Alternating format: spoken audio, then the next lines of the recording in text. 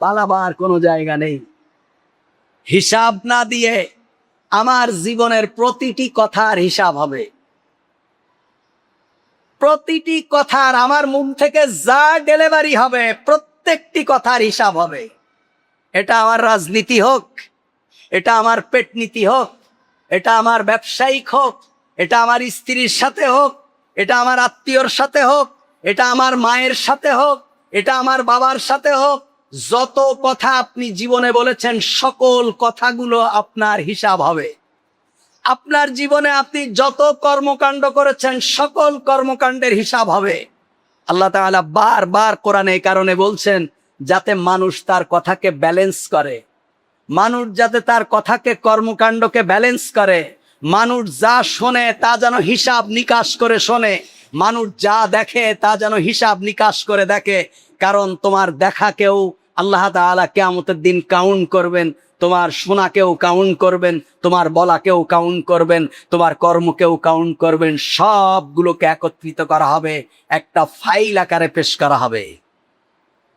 আল্লাহ তাআলা বলছেন লাইসা লিওয়াকাতিহা কাযিবা, কিয়ামত সংগঠিত হবে এ ব্যাপারে কোনো বিন্দুমাত্র সন্দেহ এবং সংশয়ের অবকাশ নেই। খাফিজাতুর রাফিয়া, সেদিন আল্লাহ তাআলা কাউকে উঁচু করে দেবেন, কাউকে নিচু করে দেবেন। কেউ উঁচু হবে আর কেউ নিচু হবে। এর তাফসীর এসেছে, তার মানে দুনিয়ায় অনেক সম্ভ্রান্ত মানুষগুলো সেদিন উঁচু আর নিচু হবে তার আমলের উপর নির্ভর করে। কিসের উপর? মর্যাদা সমুন্নত হবে আর মর্যাদা নিম্নমানের হবে আমলের উপর ভিত্তি করে।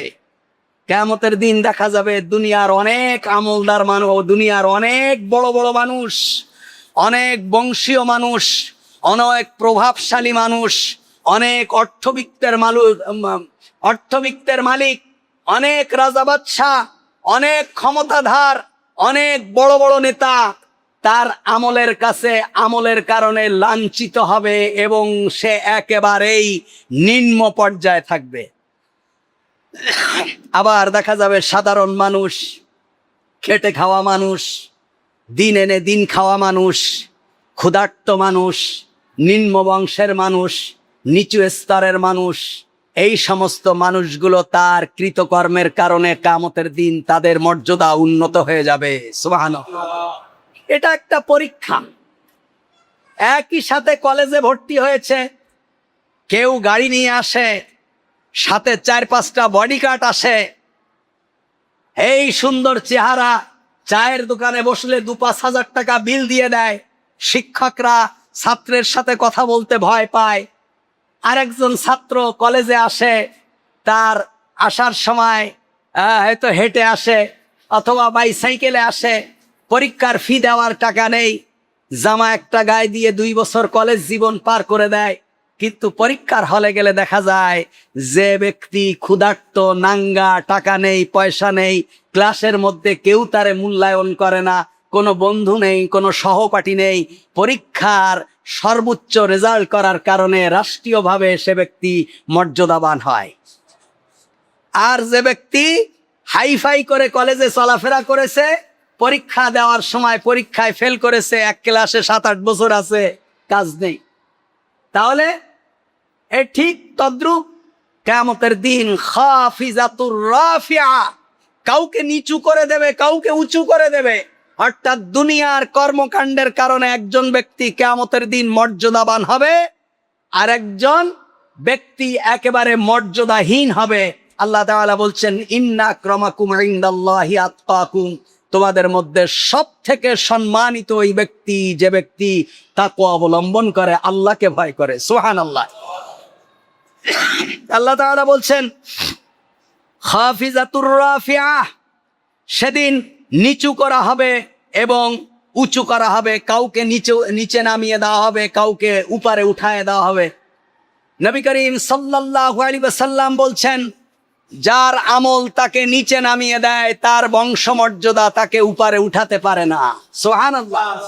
কত বড় কথা মুহাম্মদুর রাসূলুল্লাহ বলেছেন, যার বংশমর্যাদা তাকে যার আমল তাকে নিচে নামিয়ে দেয়, বংশমর্যাদা তাকে উপরে উঠাতে পারে না।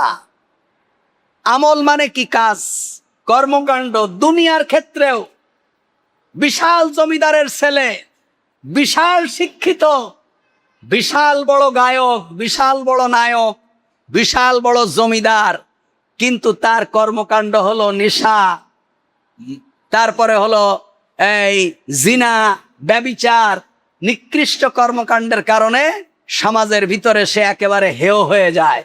আর একেবারেই একজন নিচু শ্রেণীর একজন মানুষ, বংশীয় মর্যাদা নিচু, অর্থনৈতিকভাবে নিচু, সামাজিক কর্মকাণ্ড নিচু, কিন্তু তার জীবনের আমলের কারণে, ভালো রেজাল্টের কারণে, ভালো পড়াশোনার কারণে সে দেখা যায় এক সময় গিয়ে দেশের সর্বোচ্চ পদে সম্মানিত হয়ে যায়। সুবহানাল্লাহ। কিয়ামতটাও ঠিক তাই। পৃথিবীর জীবনের কর্মকাণ্ডের উপর নির্ভর করবে কিয়ামতের দিন সে মর্যাদাবান হবে নাকি সে ব্যক্তি আল্লাহ তাআলার কাছে লাঞ্ছিত হবে। আল্লাহ তাআলা বলছেন, ইজা রুজ্জাতিল আরদু রাজ্জা, যখন প্রবল ভাবে কম্পিত হবে পৃথিবী। ইজা রুজ্জাতিল আরদু রাজ্জা, এই পৃথিবীটা ঝাঁকুনি দেবে, প্রবল ভাবে কেঁপে উঠবে। এই 3 মাত্রা, 4 মাত্রা, 6 মাত্রার ভূমিকম্প নয়, এমন ভাবে করা হবে গোটা পৃথিবীটা একেবারে চূর্ণ বিচূর্ণ হয়ে যাবে। চূড়ান্ত ভাবে যখন এই জমিনটাকে আল্লাহ তাআলা ঝাঁকুনি দেবেন, অবুসাতিল জিবালু বাসসা, আল্লাহ তাআলা বলছেন পাহাড়গুলো চূর্ণ বিচূর্ণ হয়ে যাবে, অর্থাৎ একেবারে ধূলিকণা হয়ে যাবে পাহাড়গুলো। আমরা তো মনে করি এই চট্টগ্রাম, কুমিল্লার মনে হয় মাটির পাহাড়, পাথরের পাহাড়, বিরাট বিরাট পৃথিবীতে পাহাড় আছে। আল্লাহ তাআলা বলছেন আমি পাহাড়গুলো কেন বানিয়েছি জানো?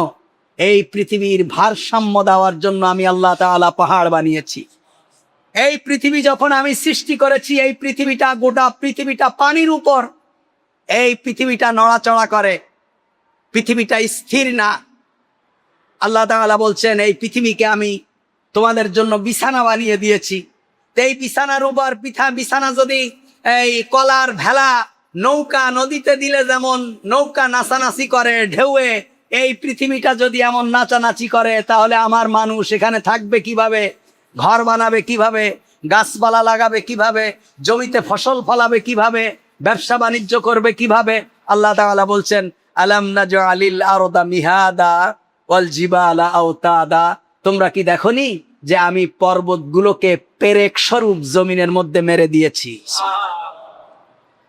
পেরেক মেরে দিয়েছি, পর্বত দিয়ে পেরেক মেরে দিয়েছি, যাতে এই পৃথিবী আর নড়াচড়া করতে না পারে, এখানে যাতে মানুষ বসবাস করতে পারে। আল্লাহ তাআলা কিয়ামতের আগে এই পৃথিবী যখন প্রচন্ড ভাবে নাড়া দেবে, অবুসাতিল জিবালু বাসসা, আল্লাহ তাআলা বলছেন তখন কি হবে? এই পাহাড়গুলো চূর্ণ বিচূর্ণ হয়ে যাবে, একেবারে ধূলিকণা হয়ে যাবে। আরেক জায়গায় আল্লাহ তাআলা বলছেন পাহাড়গুলো তুলার মতো উঠতে থাকবে। সুবহানাল্লাহ। তুলা যেমন উড়ায় দিলে ওড়ে, বেলুন যেমন আকাশের দিকে উড়ায় দিলে ওড়ে, এই পৃথিবীর ভারসাম্য রক্ষা করার জন্য আল্লাহ তাআলা যে পাহাড় সৃষ্টি করেছেন, এই বিশাল বিশাল পাহাড়গুলো তুলার মতো উঠতে থাকবে। সুবহানাল্লাহ। আল্লাহ তাআলা বলছেন ফাকানাত হাবাআম মুমবাসসা, এবং হয়ে যাবে তা উৎক্ষিপ্ত ধুলোকণার মতো। পাহাড় চূর্ণ বিচূর্ণ হয়েই ক্ষান্ত হবে না, ধুলা যেমন বাতাসে উড়ায় দিলে উঠতে থাকে, এই পাহাড়গুলো এভাবে উড়ে যাবে। কি ভয়ঙ্কর দৃশ্য সেদিন হবে।